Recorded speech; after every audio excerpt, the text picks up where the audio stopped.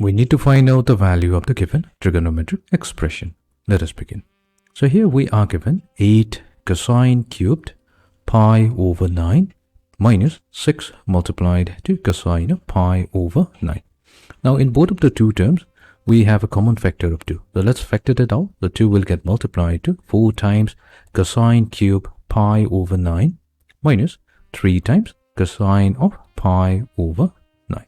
So let's make an assumption here. So let's suppose that pi over 9, let's say this is equivalent to a. Then our expression is going to become 2 times 4 cosine cubed a minus 3 times cosine of a. Now this is a familiar formula. This is nothing but the formula for cosine of angle 3a. Now we can replace the value of a with pi over 9.